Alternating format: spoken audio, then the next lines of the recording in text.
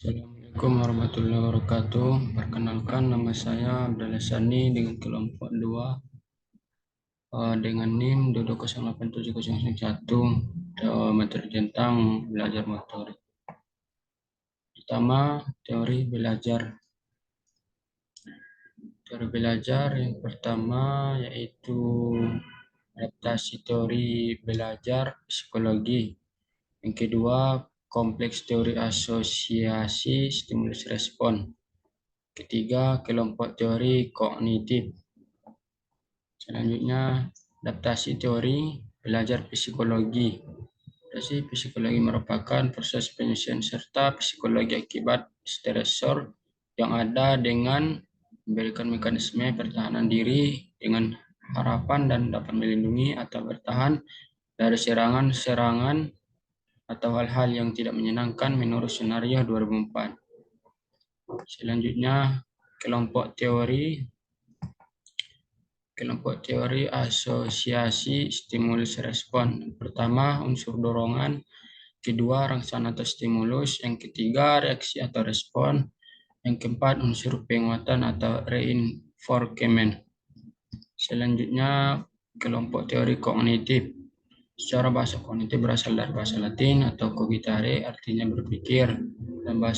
Dalam kamus besar bahasa Indonesia, kognitif berarti segala sesuatu yang berhubungan atau melibatkan kognisi atau berdasarkan pengetahuan faktual yang empiris. Jadi, teori kognitif adalah suatu proses atau usaha yang melibatkan aktivitas mental yang terjadi dalam diri manusia sebagai akibat proses interaksi aktif dengan lingkungannya untuk memperoleh suatu perubahan dalam bentuk pengetahuan, pemahaman, tingkah laku, keterampilan, nilai-nilai, dan bersifat relatif yang bebas. Misalnya, seorang mengamati sesuatu ketika ia dalam perjalanan, dalam pengamatan tersebut terjadi aktivitas mental, kemudian dia menceritakan pengalaman tersebut pada temannya.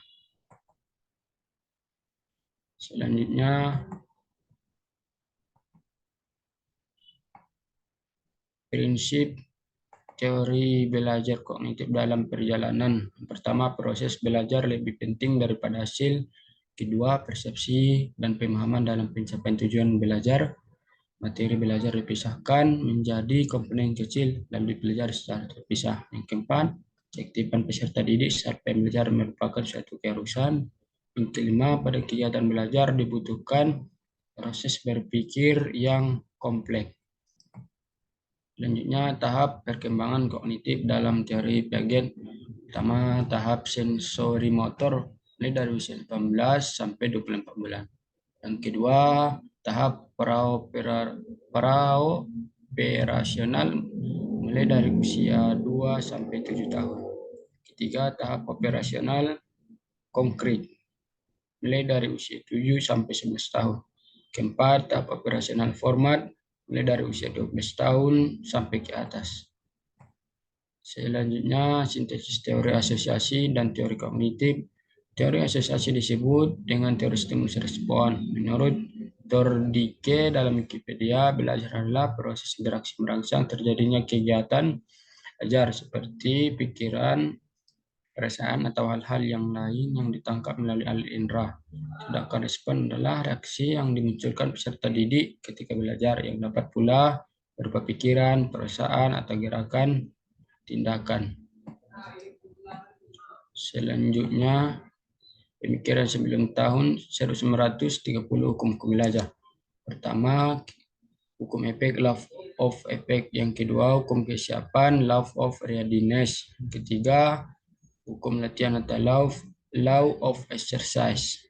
Selanjutnya, pemikiran setelah tahun 1930.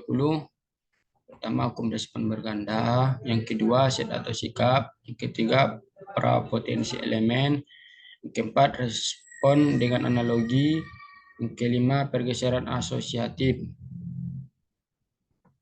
Jadi, kesimpulannya, adaptasi menurut para ahli adalah suatu penyesuaian pribadi terhadap lingkungan. Penyesuaian ini dapat berarti mengubah diri pribadi sesuai dengan keadaan lingkungan.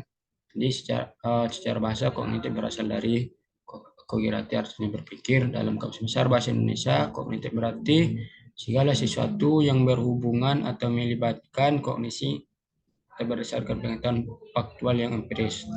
Jadi gerak yang dilakukan pada manusia baik sebagai tujuan, media, proses maupun sebagai perilaku merupakan suatu fenomena yang unik dan kompleks.